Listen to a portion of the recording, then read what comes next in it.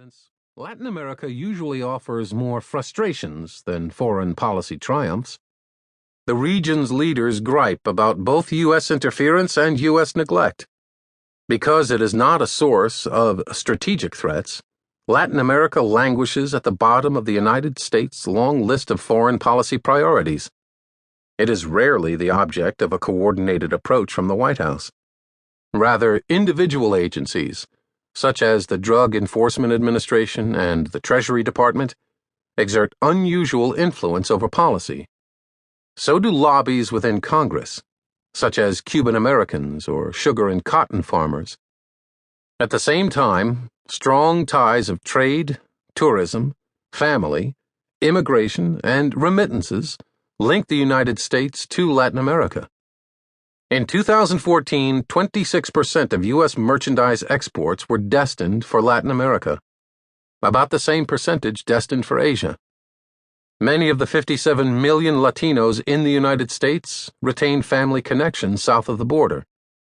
Because of their proximity, Mexico and the countries of Central America and the Caribbean see little distinction between the United States' domestic policy and its foreign policy. Its failed war on drugs, its permissive gun laws, and its deportation of undocumented immigrants and former prisoners, all these U.S. policies are felt directly. Yet the United States arguably has less influence now in Latin America than at any point in the past century, on account of the rapid changes sweeping the region over the past 30 years or so.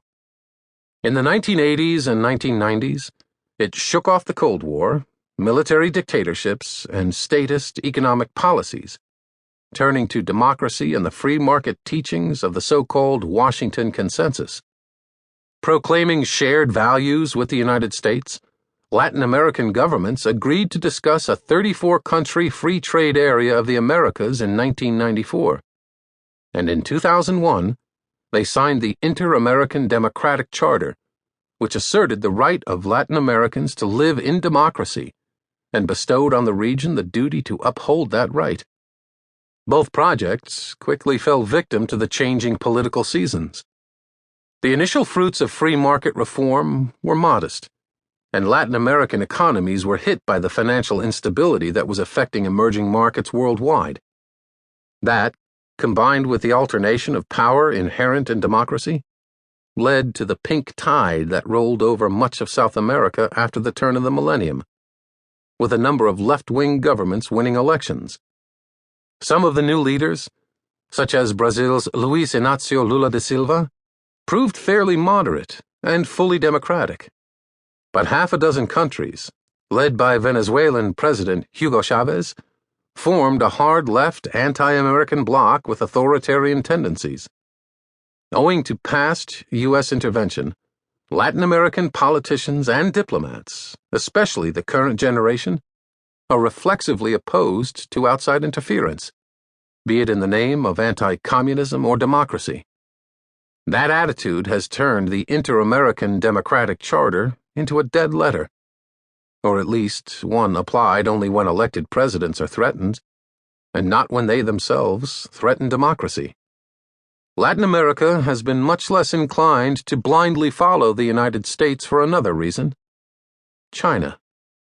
As China industrialized in the first decade of the century, its demand for raw materials rose, pushing up the prices of South American minerals, fuels, and oilseeds. From 2000 to 2013, Chinese trade with Latin America rocketed from $12 billion to over $275 billion. In Brazil, Chile, and Peru, China has displaced the United States to become the biggest commercial partner. Across the region, China is increasingly acting as a foreign investor and lender to governments, often with no strings attached. Its loans have helped sustain leftist governments pursuing otherwise unsustainable policies in Argentina, Ecuador, and Venezuela, whose leaders welcomed Chinese aid as an alternative to the strict conditions imposed by the International Monetary Fund or the financial markets. In the wake of the 2008 financial crisis, Western finance capitalism seemed discredited, whereas Chinese state capitalism seemed invincible.